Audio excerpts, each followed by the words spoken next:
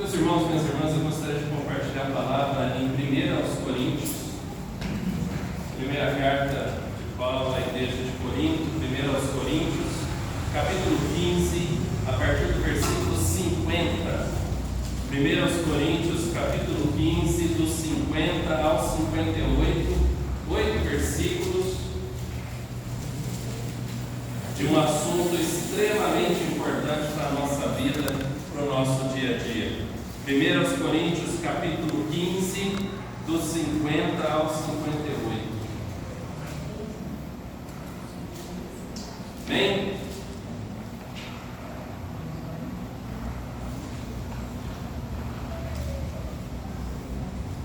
Amém? Isso afirmo, irmãos, que a carne e o sangue não podem herdar o reino de Deus, nem a corrupção herdar a incorrupção. Eis que vos digo um mistério: nem todos dormiremos, mas transformados seremos todos, num momento, num abrir e fechar de olhos, ao ressoar da última trombeta. A trombeta soará, os mortos ressuscitarão incorruptíveis, e nós seremos transformados. Porque é necessário que este corpo corruptível se revista da incorruptibilidade, e que o corpo mortal se revista da imortalidade. E quando este corpo corruptível se revestir da incorruptibilidade, e o que é mortal se revestir da imortalidade, então se cumprirá a palavra que está escrita: tragada foi a morte pela vitória. Onde está, ó morte, a tua vitória? Onde está, ó morte, o teu aguilhão? O aguilhão da morte é o pecado, e a força do pecado é a lei. Graças a Deus que nos dá a vitória por intermédio de nosso Senhor Jesus Cristo. Portanto, meus amados irmãos, sede firmes, inabaláveis e sempre abundantes na obra do Senhor, sabendo que no Senhor o vosso trabalho não é. Amém? Vamos lá mais uma vez?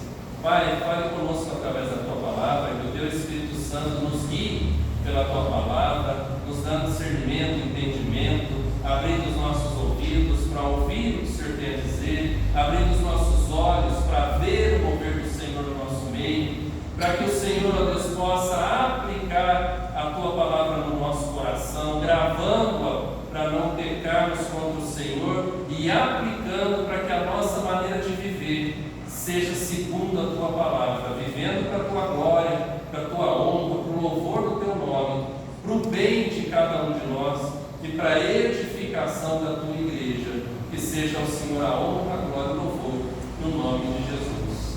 Amém. Essa palavra do Senhor, ela vem dizer que a nossa vida é uma vida que tem propósito. E o propósito da nossa vida é muito maior do que nós pensamos. Ele é muito mais profundo, ele impacta muito mais do que nós podemos imaginar. Ter uma vida voltada para Deus é ter uma vida experimentando o extraordinário de Deus. É uma vida sempre sendo surpreendida pela presença de Deus. E hoje, quando eu cheguei em casa da escola dominical, eu fui surpreendido.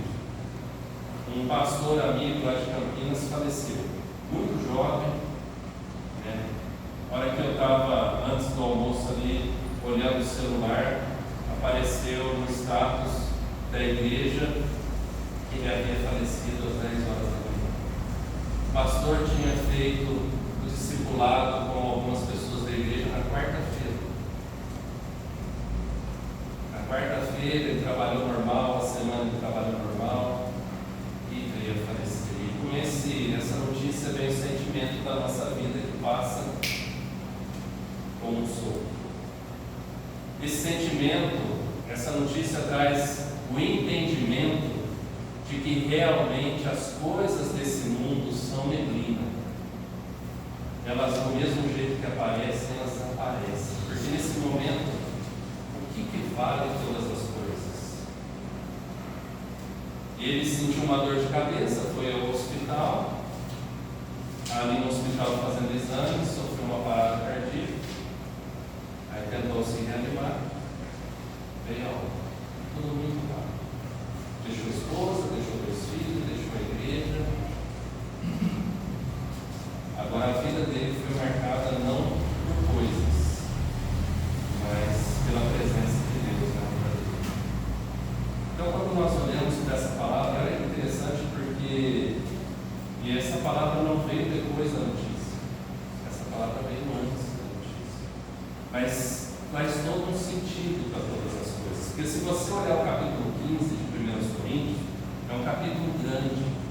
E ele vem tratando sobre a vida, a morte e a ressurreição do cristão. Por que o apóstolo Paulo está discutindo esse assunto com a igreja de Corinto, uma igreja grande, uma igreja rica?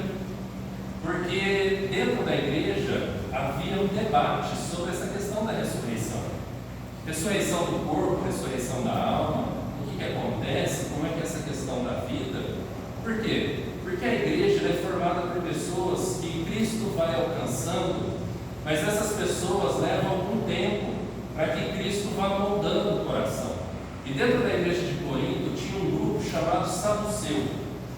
Era um grupo muito parecido com os fariseus, mas a diferença do Saduceu para o fariseu é que o Saduceu ele não cria em espírito, ele não cria em anjo e ele não cria na ressurreição do corpo. Eles até aceitavam a vida da alma, mas não a do corpo.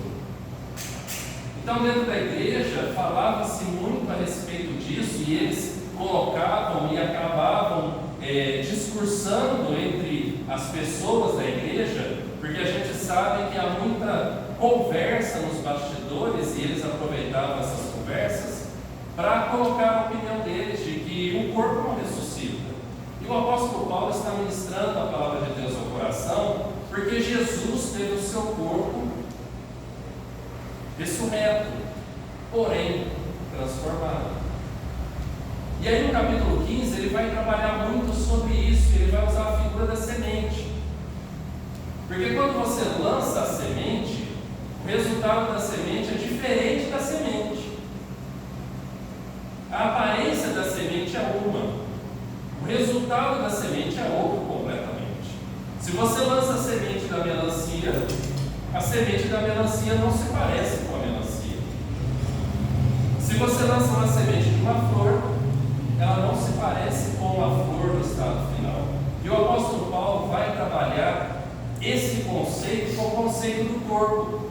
E ele faz a comparação que quando o corpo desce à sepultura, a aparência do resultado final, que é o corpo transformado e glorificado, é completamente diferente daquele corpo que desce à sepultura. O corpo transformado e Deus, sabendo da nossa necessidade em ver, entender, em tocar, Cristo Jesus nos mostrou como será o nosso corpo. Lá no alto do monte, com a transfiguração, pós-ressurreição de Cristo, onde Cristo entrou numa sala, com seus discípulos amedrontados, sala fechada, completamente fechada, e Jesus entrou ali. E Jesus apareceu lá, e Jesus apareceu no caminho de Emaús, e desapareceu ali à mesa, quando ele parte o pão, ele desaparece. E quando os discípulos chegam em Jerusalém, a notícia é que Jesus já apareceu lá. E Jesus se assenta com seus discípulos e come. Ou seja, é um corpo completamente diferente do que nós temos hoje. Mas dentro desse capítulo 15 que o apóstolo Paulo está trabalhando, ele quer nos dizer e dizer ao povo daquela época que isso tudo que está preparado, ele tem um início agora. Porque se você não lançar semente, você não terá um fruto, você não terá as flores, as plantas.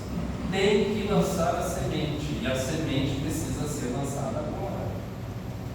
E ele vai tratar sobre duas maneiras de lançar essa semente. Na nossa vida, a nossa vida, ela está bem traçada e detalhada por Deus. Nós só precisamos viver. Como nós cantamos no início, é uma grande bênção, é uma chuva de bênção. Viver como cristão, como filhos de Deus. Nós somos um povo que não vive nas sombras, nas dúvidas. Nós temos certeza de quem nós somos. E eu achei muito bonito os testemunhos das pessoas ali com a notícia, porque todo mundo sentiu a dor da perda. Mas todo mundo manifestou: o Senhor está com o Pai. Não havia sombra de dúvidas nas pessoas que estavam próximas desse pastor,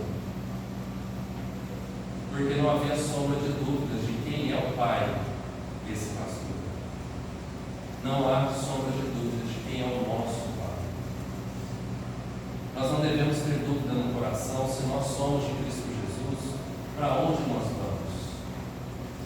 Nós não devemos ter essa sombra.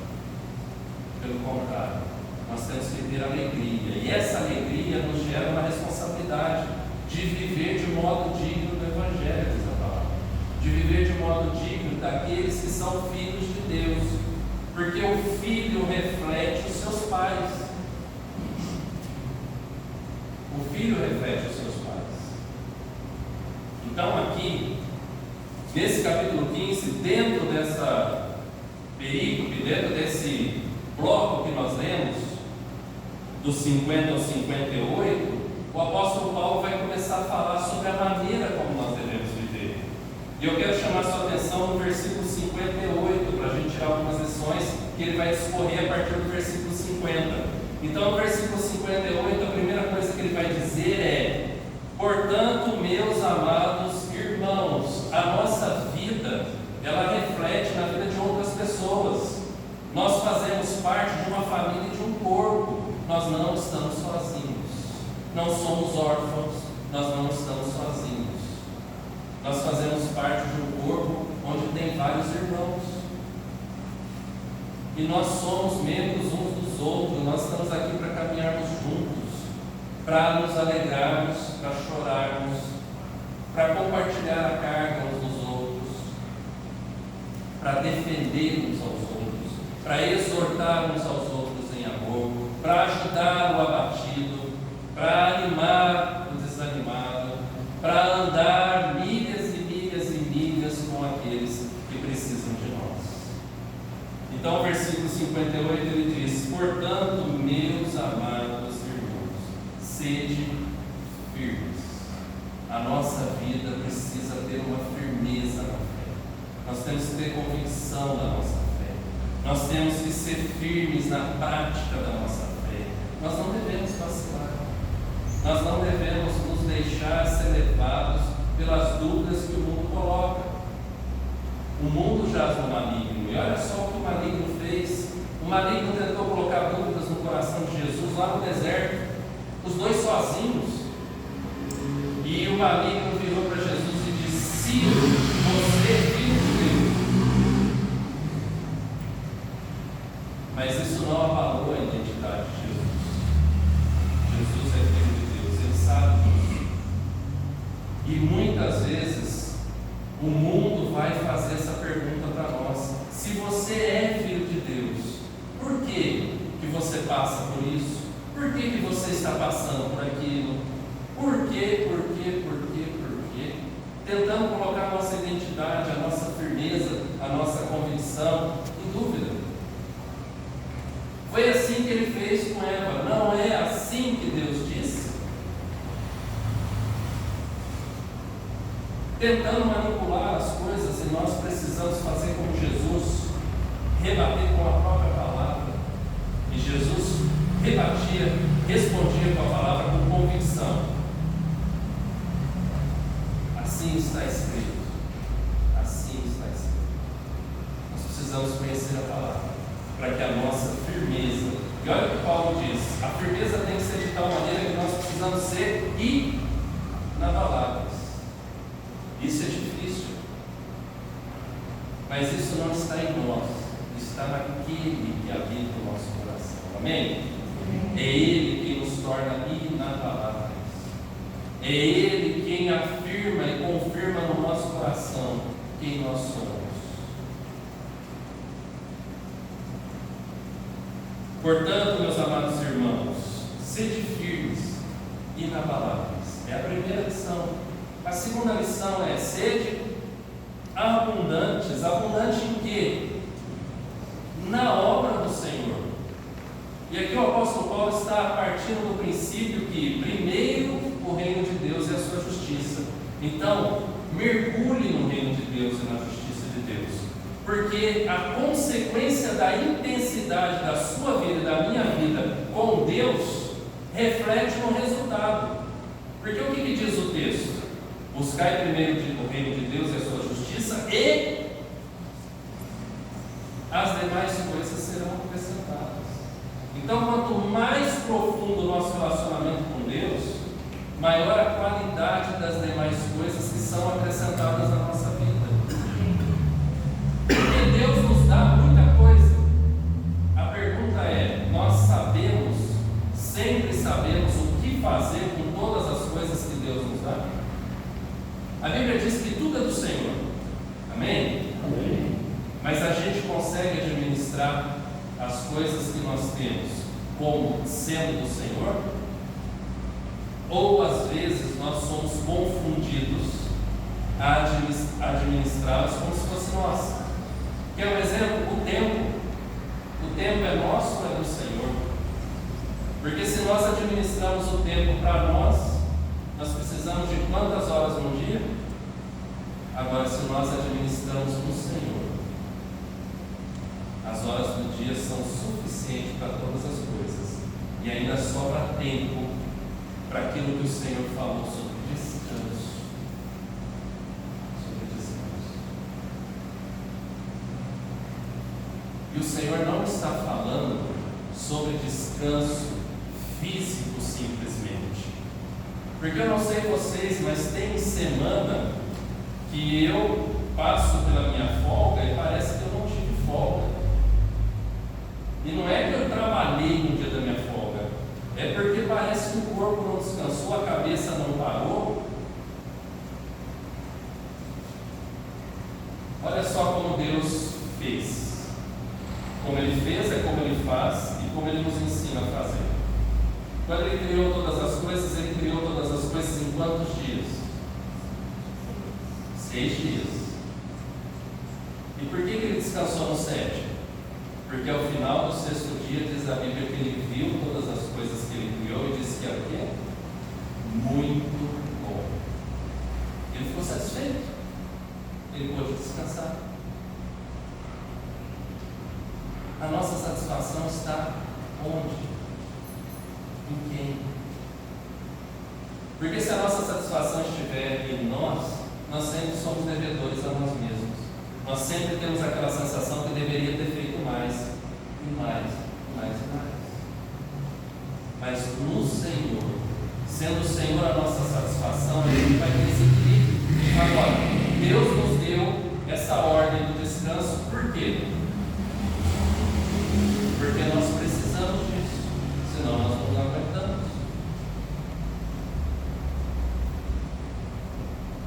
Outra questão: o dia do Senhor, o dia de descanso, o dia do Senhor é um dia para se fazer o quê? Para se voltar a Ele, para se encher da presença dEle. E olha como Deus é bom, gente. Quantos dias da semana era para ser assim? Todos eles, não é verdade? Mas Deus nos conhece, diz a Bíblia, e sabe que somos pobres. Então Ele separou um dia da semana para que a gente fosse conduzido a isso. Só que a gente tem dificuldade disso, de ter esse descanso e esse gozo no Senhor. E para isso a gente tem que ser firme, permanecer firme, inabalável, como disse o texto, sempre abundante na obra do Senhor. Por que sempre abundante na obra do Senhor? Porque dá prazer. A obra do Senhor tem frutos eternos. As outras têm frutos temporários. A do Senhor é eterna, gente. É tudo para a glória dEle. E a ação, nós participamos de algo eterno. Então imagina o gozo de fazer parte de algo que não vai ter fim, nunca mais.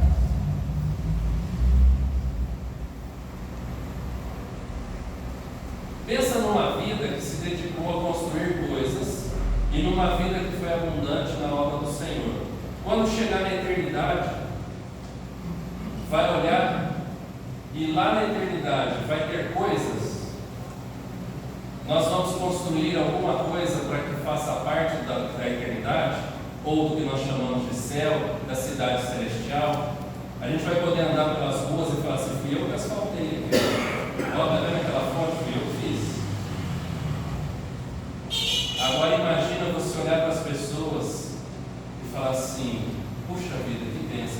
parte da transformação na vida daquela pessoa. Ô meu irmão, você está aqui, pensa. Porque a Bíblia diz que nós vamos nos conhecer e vamos nos alegrar.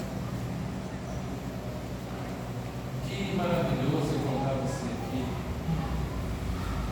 E você ter feito parte dessa vida. Que o resultado da semeadura nessa vida é eternidade. Nós não vamos encontrar coisas lá no céu. Aliás, o que tem lá no céu é maior do que o maior que nós poderíamos ter construído aqui na terra. Por isso que Paulo está falando, seja abundante na obra do Senhor. São coisas eternas na obra do Senhor. O que a Bíblia fala? Lá não tem ouro, prata, porque a ferrugem, o ladrão. Então essa é a segunda lição. A primeira é permanecer firme na fé. A segunda é ser abundante. Não ter freios, no sentido de você dentro de si vai ter um rio de água viva. Pode distribuir. Aliás, quanto mais dá, mais você vai ter. Reparta a sua fé, reparta essa convicção, reparta a palavra. Sempre, sempre, sempre, sempre. Tanto é que a Bíblia fala o quê? Aquele que sabe que deve fazer o bem não faz, e se está pecando, então faça o bem, seja bênção. O Senhor Jesus diz: ajudou um pequenino, me ajudou. Cobriu um nu, me cobriu. Ajudou um que estava com fome, me alimentou. Seja abundantes, o apóstolo Paulo está dizendo à igreja de Corinto. Seja abundante. Porque é um investimento nessa vida eterna, nessa transformação que nós estamos passando aqui. E ele vai então para a terceira lição, no versículo 58, que ele diz assim: sabendo que no Senhor o vosso trabalho não é vão. E aqui essa terceira lição é para que a nossa fé esteja tão firmada que as duas anteriores serão cumpridas. Nós precisamos entender que Deus vê todas as coisas e conhece todas as coisas. Não depende de circunstância, não depende de pessoas. Às vezes você vai ajudar uma pessoa que não vai falar obrigado, ela não vai conhecer, ela ainda vai falar mal, mas saiba que você está fazendo a obra no Senhor e para o Senhor. E no Senhor, diz a palavra, o nosso trabalho não é vão. Não é vão porque todas as coisas cooperam. Não é vão porque é cheio do poder do Espírito Santo de Deus. Não é vão porque trata-se de coisas eternas e não passageiras e não temporárias. Não é vão porque nós sabemos em quem temos crido. A palavra diz: eu sei em quem tenho crido e estou bem certo que Ele é poderoso. Então esse é o nosso Deus. E essas três lições, elas vão nos dar agora o contexto. E o apóstolo Paulo então começa no versículo 50 dizendo assim: isto afirma, irmãos, que a carne e o sangue não podem herdar o reino de Deus, nem a corrupção herdar a incorrupção. Ele está dizendo: portanto, meus irmãos, o viver aqui não é viver de qualquer jeito. O viver aqui é viver já experimentando da beleza, da bondade e do poder de Deus, dessa eternidade de Deus. Então o versículo 58 não é uma teoria, não são lições para que eu vá viver lá no futuro, são lições para que eu comece a viver do agora até. Então eu preciso entender que o meu corpo e o meu sangue, essa vida aqui, do jeito que eu vivo, ela não herdará o reino de Deus. Então alguma coisa precisa acontecer. Quando eu tenho esse entendimento, esse discernimento, eu começo a entender que eu não sou regido pelas leis naturais. Eu não sou regido pelas leis naturais. Eu sou regido pela lei de Deus. Pela lei de Deus. E a lei de Deus é poderosa. A lei de Deus transforma a nossa vida. A lei de Deus nos leva a lugares que nós nem imaginávamos. Então nós precisamos entender que carne e sangue não herdam o reino de Deus, nem a corrupção herda a incorrupção. E aí Paulo vai falar sobre o mistério, ele vai revelar o mistério. Era mistério, não é mais. Ele diz: eis que vos digo o mistério, nem todos dormiremos, mas transformados seremos todos. Agora percebe que ele usa a expressão dormir, porque ele está falando exclusivamente para aqueles que são do Senhor. Ou seja, se no versículo 51 ele está falando para aqueles que estão no Senhor, o versículo 50 também. Então, isso nos traz um alerta. Eu não posso, sendo do Senhor, eu corro o risco de viver uma vida na carne, ao invés de viver uma vida no Espírito. Por isso que o 58 diz: eu tenho que ser firme. A carne luta contra o Espírito contra a carne, porque são opostos entre si. Então, meus irmãos, nem todos dormiremos. Aqui entra as duas questões que Paulo vai tratar, que eu falei mais atrás, na questão da semente. Alguns vão morrer, outros não vão morrer. Como que nós devemos viver? Como quem vai morrer ou como quem não vai morrer? Nós devemos viver como quem não vai morrer. Porque se morrermos, morremos no Senhor. Então nós não morremos, nós, usando a expressão de Paulo, que Paulo usa essa expressão de Jesus Cristo, dormiremos. Aí entra uma questão teológica que não é isso que Paulo está tratando. Aí há uma linha teológica que fala assim: não, quando a gente morre, a gente fica dormindo até Jesus voltar. Mas teologicamente falando e biblicamente falando, nós cremos que o corpo fica aguardando ser transformado na ressurreição, mas o espírito não dorme. Esses entendem que o espírito e o corpo dormem até Jesus voltar. Mas nós cremos na palavra do Senhor que nos ensina que o nosso espírito, ele permanece vivo e diretamente com Cristo, até nós voltarmos no dia do juízo e permanentemente entrarmos no reino de Deus, onde a obra está consumada. Mas a palavra diz que quando o Filho de Deus morre, ele imediatamente está com Cristo. E o corpo volta ao pó.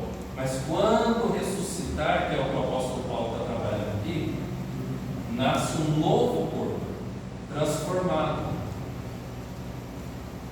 e habitado pelo Espírito, onde corpo e alma são um eternamente, como Cristo.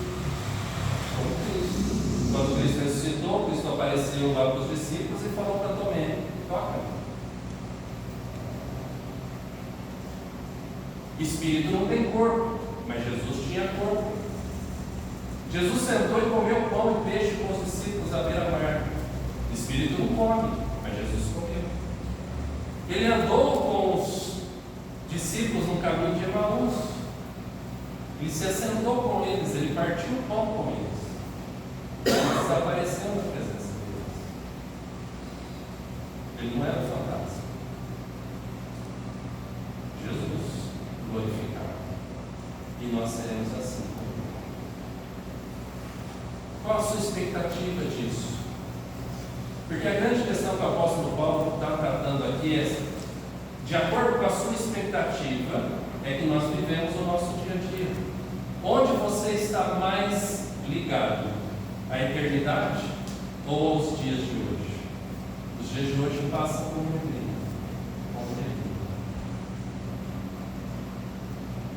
Hoje tem uma família chorando, porque uma pessoa que amava passou, de repente. E durante a semana trabalhou normalmente, teve a sua rotina, um pouco de dor de cabeça, mas teve a sua rotina. Quem não sente dor de cabeça, quem não sente dor no corpo? Aqui imaginaria que a morte estava à porta.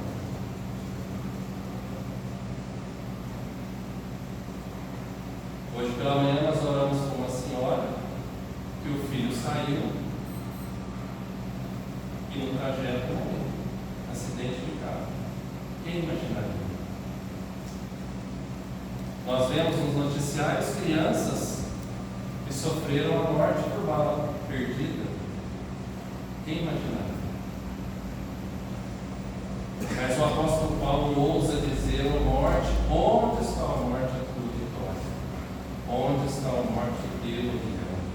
O que ele diz aqui no texto? Tragada foi a morte pela vitória, no versículo 54. A morte foi vencida. Agora, como que a gente vive? A gente chora pelo quê?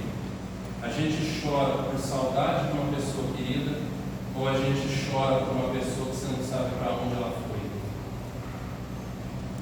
Quantos velórios eu já fiz que as pessoas chegam para mim desesperadas? Pastor, para onde que ele foi? Para onde que ela foi? Onde ele está? Onde ela está? Onde? Porque viveram uma vida como se a vida fosse particionada. O apóstolo Paulo está nos chamando a viver uma vida íntegra. Íntegra, por isso que ele vai tratar isso.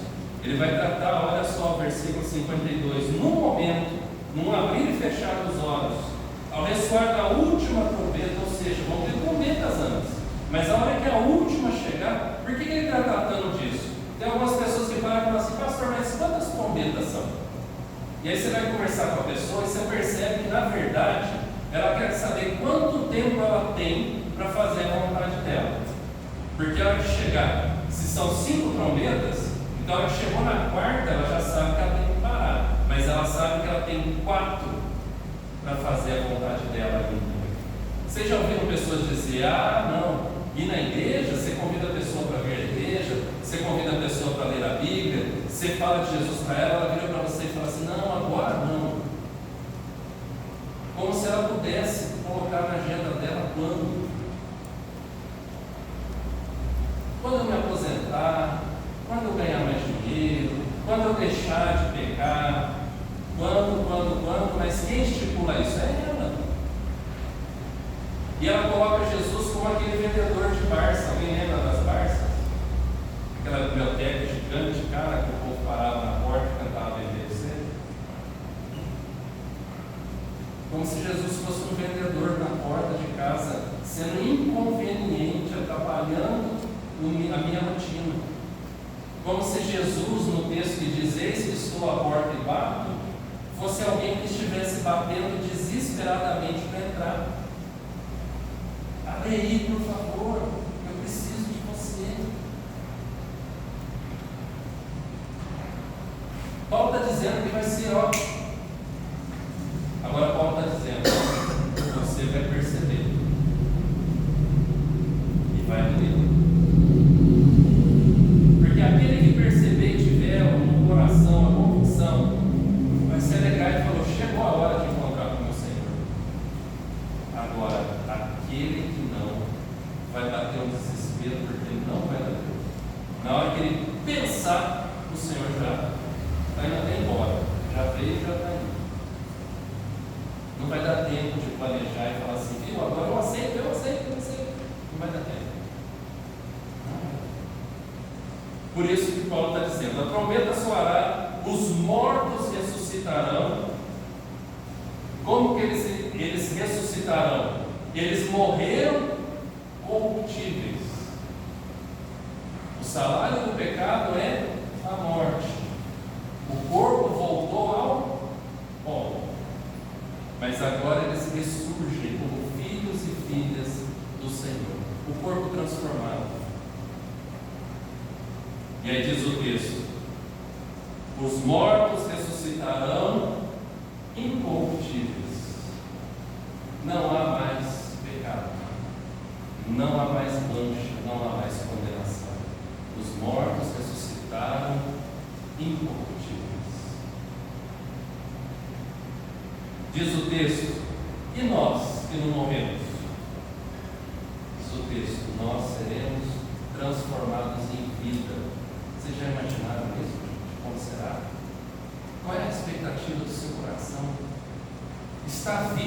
consciente e olhar e ver que está tudo mudando. Estou cada vez mais igual a Cristo.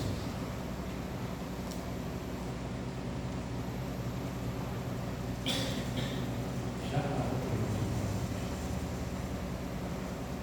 E eu vou refazer a pergunta. Você já se deu conta que você já começou a experimentar isso? Porque a transformação já está acontecendo no nosso coração quando nós fomos tocados por Cristo Jesus, quando os nossos pecados foram confrontados por Cristo, quando nós ouvimos dele, filho, filha, nós deixamos de ser esse ou aquele, nós deixamos de ser criaturas para sermos filhos e filhas. A transformação já começou a acontecer, meus irmãos. E ela só tende a crescer. Por isso que o sangue e a carne não herdam o reino de Deus. E olha só, herdar é algo que nós vamos receber, mas que nós não contribuímos para ter. É algo que vem de Deus diretamente para nós. E aí alguém vira e fala assim, mas herança, pastor, vem só por causa da morte. Exatamente por isso que Deus morreu por amor a nós, para que nós recebêssemos por herança a vida nele. Nós vivemos porque Cristo vive. Gente, a palavra diz que nós reinaremos com Ele. Vocês já pararam para entender o que é isso? Reinar com Cristo, mas não sem Cristo.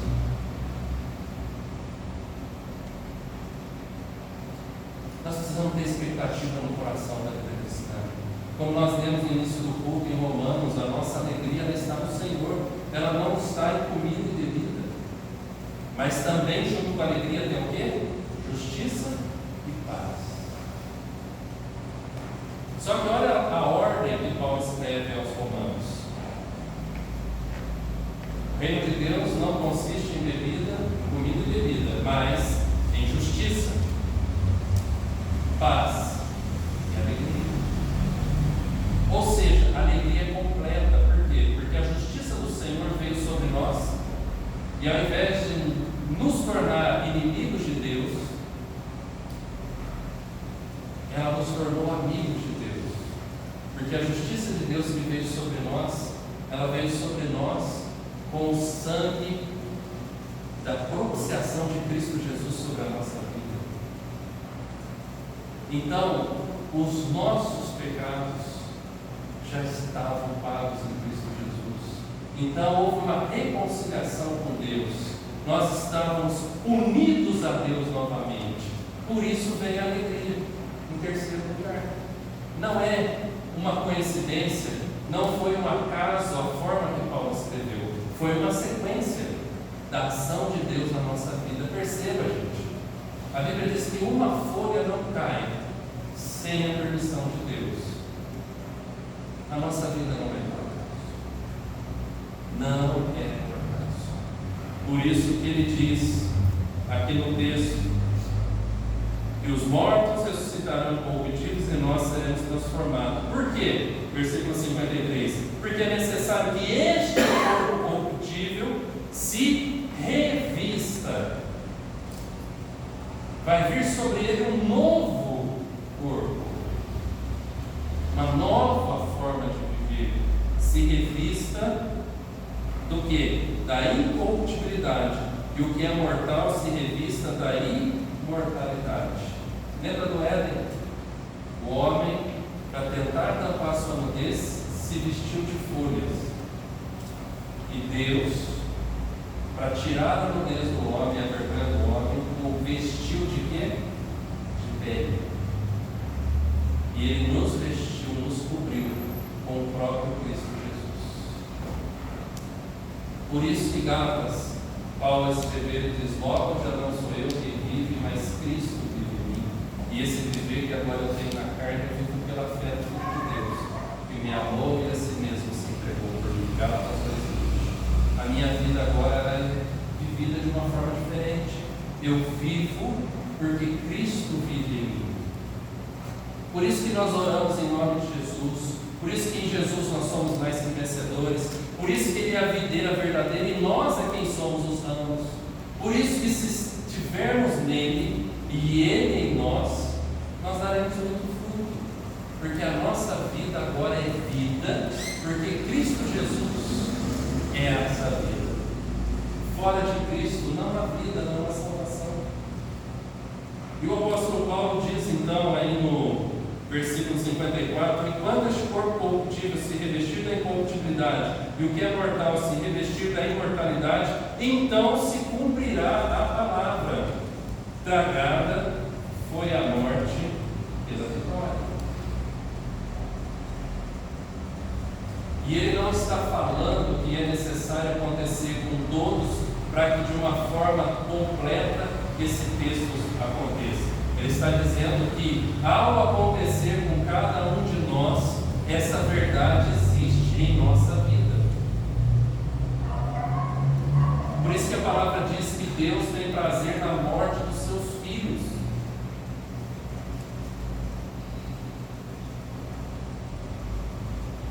Porque a morte não tem poder sobre nós. A morte foi uma condenação pelo pecado, mas Cristo tira a chave da morte. Por isso que diz o texto: onde está a morte, a tua vitória? Onde está a morte, o teu aguilhão? O aguilhão da morte é o pecado, e a força do pecado é a lei. O que Paulo está dizendo é que nós não vivemos pela lei? Não. O que Paulo está dizendo é que a lei se cumpriu na nossa vida em Cristo Jesus. Jesus disse o quê? Eu não vim revogar a lei, eu vim. Ele é o cumprimento da lei na nossa vida. Por isso que aquele debate em Atos, muito forte, olha, a lei não salva. Por quê? Porque o povo achava que a lei de Moisés salvava. Por isso eles perderam a oportunidade de entender que a lei de Moisés se tornou um homem. E esse homem salva, Cristo Jesus. O Verbo se fez carne e habitou entre nós, cheio de graça e verdade, e vimos a sua glória, glória como unigênito do Pai. Então a nossa vida aqui, ela reflete na eternidade, mas também a eternidade reflete na nossa vida aqui. A pergunta é: nós vivemos a eternidade aqui? Ou nós vivemos a vida aqui contada pelos dias e pelo relógio?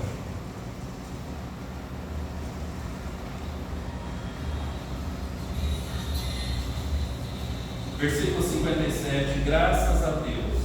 Vamos juntos? Graças a Deus que nos dá a vitória por intermédio de nosso Senhor Jesus Cristo. Graças a Jesus Cristo, nós podemos então viver essas três leis que Paulo coloca para que nós tenhamos uma vida abundante. Nesse entendimento de que a nossa vida não se limita a este mundo. A palavra diz que se nós nos limitarmos a esse mundo, nós somos os mais infelizes dessa terra. É uma pessoa que está sentada diante de uma mesa farta e passa fome. Nós estamos à mesa de Cristo Jesus. Nós não podemos passar fome. Essa mesa não é para qualquer um, mas nós fazemos parte dela. Não é para passar fome, gente. Não é para passar fome. Nós devemos honrar o nosso Senhor com a nossa maneira de viver. Viver a eternidade aqui, desfrutar da eternidade aqui, honrar o Senhor com a alegria do nosso coração, com a satisfação dele, com a vida abundante que Cristo conquistou naquela cruz por amor a nós. Esse é o convite dele para nós essa noite. Entendendo isso, nós vamos primeiro levar uma vida firme e inabalável. Segundo, nós vamos viver uma vida sempre abundante no Senhor. E terceiro, nós vamos entender que sempre e em tudo o nosso trabalho não é vão, porque ele é feito no Senhor e no Senhor. Amém? Esse é o que o Senhor tem a nos dizer essa noite. Nós somos filhos e filhas de Deus. Amém? Feche seus olhos, nós vamos orar. Para que a gente possa viver e desfrutar dessa bênção todos os dias. Pai, em nome do Senhor Jesus, nós louvamos o Senhor, Deus. Porque diante da morte o Senhor trouxe vida. Diante da derrota o Senhor trouxe a vitória. Diante do pó o Senhor trouxe a eternidade em Cristo Jesus. Cristo Jesus é Senhor sobre todas as coisas, é o nosso Senhor, mas também Ele nos levou a sermos filhos e filhas do Senhor. Nele nós somos, ó Deus, filhos e filhas, e Ele é o primogênito dentre muitos. E nós louvamos o Senhor, porque o Senhor nos tornou filhos e filhas, e o Senhor nos deu o presente de viver essa vida de uma maneira abundante, de uma maneira sobrenatural, de uma maneira eterna. Nós, ó Pai, em nome de Jesus, carecemos do Senhor, para que o Senhor nos ajude a viver todos os dias de uma maneira firme na palavra, todos os dias de uma maneira abundante no Senhor, e todos os dias tendo a certeza de que no Senhor o nosso trabalho não é vão, Senhor.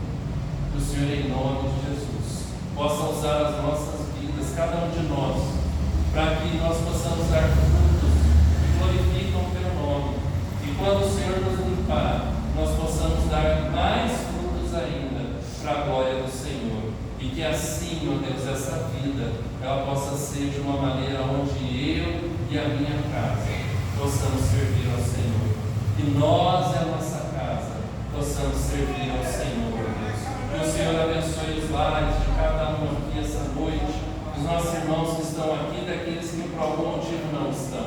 Que a Tua bênção esteja sobre o Seu povo em nome de Jesus, Senhor.